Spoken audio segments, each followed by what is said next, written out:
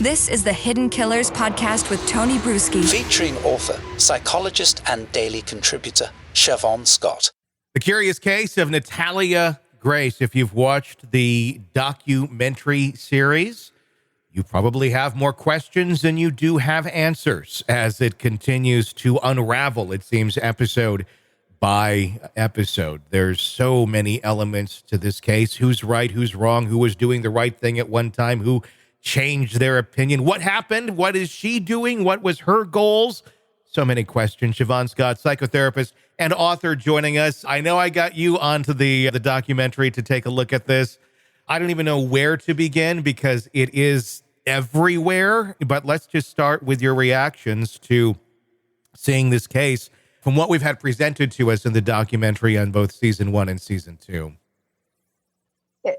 You know, the first thought is there are no reliable historians. Clinical term there. Client is an unreliable historian. And I think that's one of the things that makes this so crazy. We just have this mix of people who have their own agendas, their own psychological problems.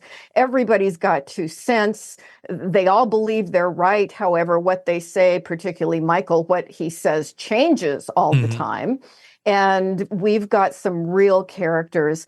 And, you know, my heart goes out to Natalia because any kid born with the severity of disabilities that she was born with and then ends up in an orphanage, my gosh, there is no way that any of us would have a traditional path through life. You know, Sure. the odds were stacked against her. So I just give her credit for surviving and then bouncing from home to home. You know, her life, talk about challenging. It's hard to fathom what that's like for a person. It is. And there's so much to unpack with this case, trying to figure out, okay, what is the truth? I mean, the crux of the show is really based, and I should say show, but it's someone's life here.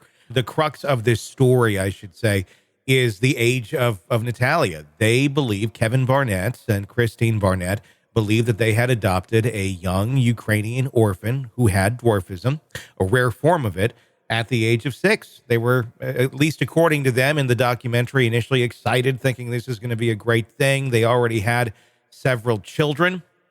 Kristine Barnett, very much involved in their children's lives, especially one who she believed was a genius and very well likely is, very high IQ, but also seemed to take a lot of credit for that ability there that her son had. And from what we understand, at least the accusations are in the documentary, that she wanted to create some sort of system to make more kids geniuses, because by being with Kristine, you can achieve that. I mean, it almost sounds like a pyramid scheme, but at the same point, I think she probably did believe that from what we had seen in some of the video and some of the testimony. Kristine, of course, does not comment in this documentary to give her side, but the side that's painted really does kind of show some of that.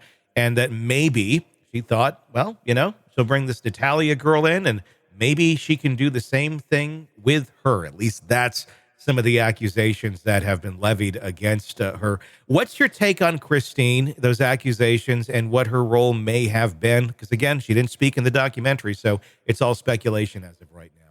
Yeah, it would be wonderful to hear her side. Will there be a season? Kristine speaks. Yeah. You know, I doubt it, but there seems to be so much evidence of her narcissism and her grandiosity and the, you know, video that was recorded of her cruelty to Natalia and the allegations of abuse to some degree that seem to be true. At least Michael agrees with that, Natalia, so they corroborate each other on that.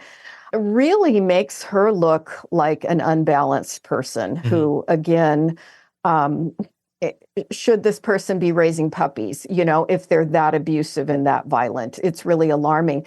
And as far as the age thing, you know, we have the evidence. There's all kinds of footage of Natalia as a youngster when they first got her. She looks very different now. Yeah. You know, you can see now she presents as an adult young woman.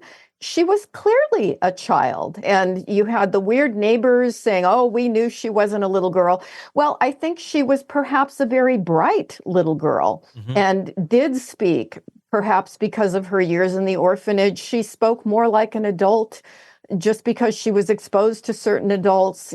She presented as older, perhaps verbally, but the other things that the neighbors were all saying is, when she was in that apartment alone, she would come over to our house all the time. She would come in, get in the refrigerator. I would expect an 8-year-old to do things like that. Sure. Especially an 8-year-old left to their own resources in an apartment. Exactly. That's exactly what I would think a little kid is going to do. They're searching for an adult. They're searching for stability. They want somebody to pay attention to them. So, yeah, we don't know the people that made the film, the program, to what extent did they cherry pick the people that were going to support the point that they wanted to make? Mm-hmm. And there may have been people who had very different opinions. Want to listen ad-free? Want advanced access to all of our interviews before anyone else? Become a True Crime Today Premium Plus subscriber on Apple Podcasts. You get every episode commercial-free. So you can binge on true crime until you can binge no more. Search True Crime Today Premium Plus on Apple Podcasts now, or go to our podcast page and sign up now. More of the Hidden Killers podcast next.